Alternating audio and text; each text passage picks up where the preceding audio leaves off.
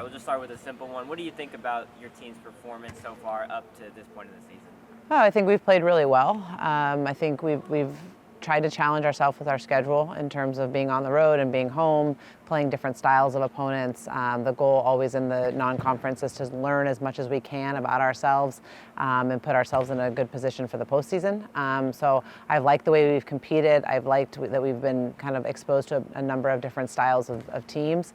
And I think we're starting to see we're a really good offensive team, and our block defense is coming along. So I like what we've seen. We've been really competitive. Had some good results, but it's still early, so we've got a lot to work on. Coach, I know it's still early on, but highest ranking in over a decade. What do you think that says about this team? Yeah, I think when you have a really experienced group, you can set your goals pretty high, and I think the expectation coming into this season with this team was we're going to be experienced. We've got a lot of returners and a lot of graduate students who've come in from successful programs and been able to kind of add some experience and depth and talent to our roster. So I think the ranking is great, but it's early in the season, and we're just kind of thinking about one match at a time and how do we get better, and we want to be playing our best volleyball later in the year. So for us, not a ton of attention on the ranking, but it's nice to get recognition for sure. Yeah, Coach, I actually wanted to go off of that point about the scheduling earlier. I mean, you played Wisconsin earlier in the season, which is widely regarded as one of the better volleyball teams in the country, and even though you lost that match, now recently going up against Marquette, an impressive showing there.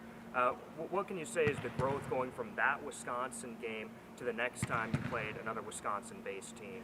Yeah, scheduling's kind of always funny, and you always do it when you're not in season. So some of these ideas seem like a good idea when you're not in season. And that Wisconsin match we added a little bit late. I don't know that it was ideal to be coming off a West Coast trip. We were in San Diego for 4 days before that on the West Coast time zone, and then traveling to Madison to play in a great environment. But I did really feel like it was important to expose our team to that. So we wanted to play that match, and I thought we played well enough to win, but didn't do enough obviously to win the match. But I think what was interesting was watching us come off of a loss and the response that we had, having to go back on the road again and play two really good opponents. And I think that's where I learned the most about this group was their resiliency and just their competitiveness, that they felt like we had a shot in that Wisconsin game, and but it was really their bounce back that I thought was most impressive. It was kind of on to the next one, and both Loyola Chicago and Marquette were really good teams, and to go on the road and do what we did, I thought was really, really impressive. Having the dual threat of Morgan, and I'm going to butcher her name, but Janasia, outside hitter, what has that done for the overall success of this team? Yeah, I mean, adding Janasia was huge for us because of the ability to kind of spread the floor offensively. We just, I think it's harder to game plan for us now having an option on the left and then on the right. Morgan's playing so well on the right, but if she's the only option, or everybody kind of knows the ball's going to go to her, it certainly makes her less effective. And I think adding Janasia, she's a great offensive player. She's a ton of experience, obviously coming in from a really good program in Ohio State, and played a lot of high-level volleyball. Was a starter for 4 years. Just brought a lot of maturity, brought a lot of game experience, and a lot of confidence. And I think that's really allowed everybody around her to play better. She's playing great, but it does for our team in terms of just allowing other players to play a little bit more free and confident has, I think, been one of her greatest additions. Yeah, and kind of to go off that point about Morgan Fingal, I saw that she recently won a National Player of the Week award, and obviously she's been around this program for a long time. What can you speak to her leadership when it comes to this team? I don't know if we've got enough time for me to talk about Morgan, and what she's done and the growth she's had as a person, as a player. It's been pretty remarkable to watch her career. But she's a leader on the court for us. She's a leader off the court for us. She does everything the right way. She's, one of the hardest workers on the team. She comes in every day trying to get better. She's extremely humble. She's playing at an unbelievable level right now. I thought she had a great season last year, and to follow that up, in her 5th season is not easy to do, and I think the work she put in the off season, the summer, just, her goals to be the best player she can be and not to just come back satisfied after an All-American year. She's just, if anything, came back more hungry to get better, and she's been a great role model for our younger players. I can kind of go on and on, but yeah, you get the idea. As we're moving closer and closer into SEC play, are there any specific areas that you guys are focusing on, having learned from your road stints, from your tougher opponents? Are there any specific areas that y'all are really focusing on for the rest of the schedule? Yeah, I think offensively we've been really good as anybody in the country. I think our block and floor defense still needs to take another step to kind of match where we are offensively. I love what we're doing from the service line, and so that, in theory, should make our block defense a little bit better. And I think that connection is still a work in progress. But some of it's, some new pieces out there and then learning to block and play next to each other. But it's something we're addressing, we're talking a lot about, and I think we've got the personnel to do it. We just got to get a little bit more experience. What do you think is the biggest thing about Morgan, whether it's how she acts, what she does, her play on the court that really embodies what it means to be a Lady Vol? Oh gosh, I think for her, it's been a goal to just leave this program better than she found it. And I think that's what that to me is as Lady Vol as it gets. She does everything at the highest level, the highest standard, in the classroom, in the community. She's been a Vol leader. She's a captain of our team, and she's really improved as a player through just hard work. Yes, she's a tremendous athlete, but if you watched Morgan as a freshman or a sophomore, she wasn't the player she is now. And she's put in the time, the film study, the weight room, all of the things that, you're just supposed to do if you want to be great. And I think that's, for me, what's so remarkable about her is that she just kept working, even when she wasn't a starter, even when she, wasn't the player she is now. She never, she never quit. She never, she was just like, I just got to get better. And I, kind of put her head down and kind of did it quietly, and then just came on the scene, and I just think that's what her story is, just really cool to have seen and witnessed as a coach. And certainly just the person that she is makes it that much better. After being on the road these last few games, how excited is the team to finally be able to be back home playing in front of their fans? Yeah, I think really excited. Again, I think, the 2-week road stretch was tough, not only because of the away matches, but the time zones and the travel. Those, there's wear and tear, and obviously the academic side as well. So I think our team, when we talked about being back home on Sunday, there was a lot of smiles and a lot of deep breaths, we're going to get to be home and play in front of our fans, which is going to be nice after the last 2 weeks for sure. Go ahead.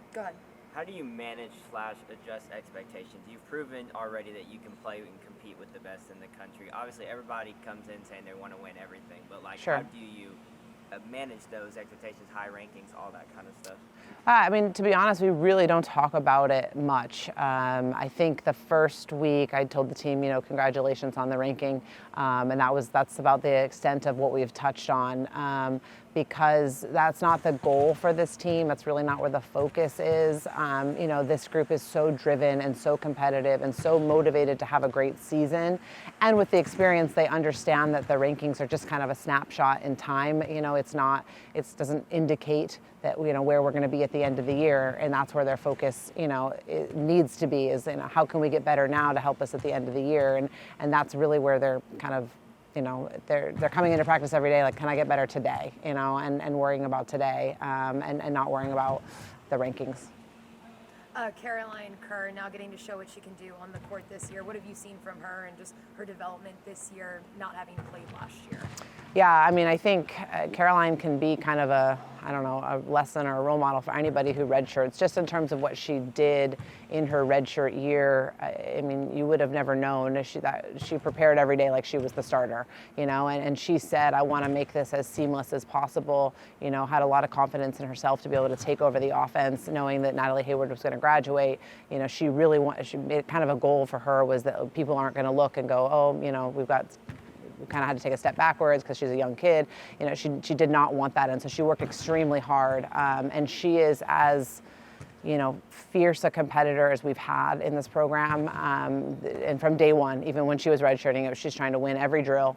She comes in every day to compete. And so, and she spent a lot of lonely hours. There were a lot of days in the summer I came in and she was in the gym by herself, hitting balls against our kind of thing we made for her to set by herself, and she lives in the gym. She loves the gym.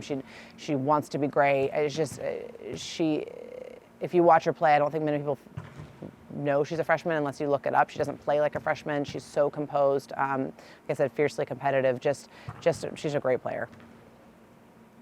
Now, I know that it's typically not a good idea to look too far ahead, but obviously, as we've already mentioned, SEC play is coming up. I believe your first opponent is Missouri, Sure. Missouri Tigers.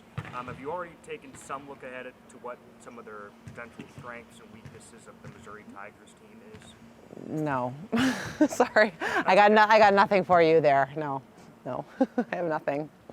What was Caroline and Natalie's relationship like last year? How did they interact on the practice court? How did you learn from that? Yeah, they were really close, which was really cool to see. Something that we take a lot of pride in here is training our setters.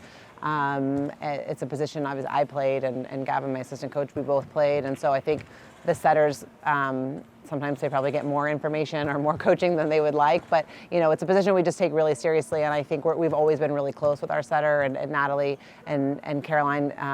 We had a really good relationship with them both, and I know they still stay in touch now. But there was a lot of mentoring last year. They would sit and film together, and Caroline just wanted to learn as much as she could from Natalie, and Natalie wanted to share as much as she could with Caroline, and it was a really special relationship to watch. And again, even in the summer when Caroline wasn't by herself, I would come in and the two of them would be in together, and I think they will probably remain close. Yeah, it's cool when it can work out like that. That it was such a positive relationship. With UT athletics getting as much attention as it has the last couple of years, has your team felt that attention and some of the pressures that can come along with that? I'm not sure if we've felt pressure, but I do think there's definitely, winning tends to breed winning. I mean, it's when people are winning around you, there is definitely a feeling of confidence and camaraderie within the athletic department. I mean, what we've done here from an administration standpoint and the support we've all gotten, and the fact that everybody's doing well, I think it just somehow breeds itself, and I think it's been so fun to watch the other sports have such great seasons, especially in the spring, and kind of coming into this fall. I think the same. I don't think we've felt the sense of pressure as more of just pride in kind of upholding our end of things, and to do our part to be the best program we can be as well, to contribute to everybody else. I believe you said you guys built a machine for Caroline. Can you talk a little bit more about that? Not really a machine. It's more of a wooden structure that we asked to have be built so that she could hit the ball off of it to mimic like a defender or a passer. So she had, because she can't toss the ball to herself, so she can hit at it and it'll bounce back to her, kind of like a basketball bounce back, but it's a wooden thing. Is that something she requested to have so she could get more practice in? No, she did request, I think, to have a second one built, because we were using the other one for some other things as well. And so when she wanted it, it wasn't always available. But yeah, we actually, I think we did it a couple of years ago, and then this was like our model 2.0. This one was a little bit better. Yeah. I'm interested about Caroline, like how she handles kind of the pressure, because being a setter, you really are controlling a lot of the tempo and a lot of setting up other people, especially somebody as powerful as Morgan. How she's handled that as a freshman, that kind of pressure of being able to control all of that. I'm sure she feels pressure. I don't know that you would know it, because just of her composure, and she's got a high self-belief, and to me that's one of the most important characteristics of any athlete, and certainly in your setter who's running your offense. She believes in herself, and a lot of that comes from just the work that she's put in. When you spend that much time training, I think you develop confidence over a period of time, and so she probably feels pressure in the sense that any athlete feels pressure because they want to win, and they want to play great. But I think for her, there's a composure that is unique for a young player, and a lot of I think is just because of the confidence she has in her own game and the people playing around her.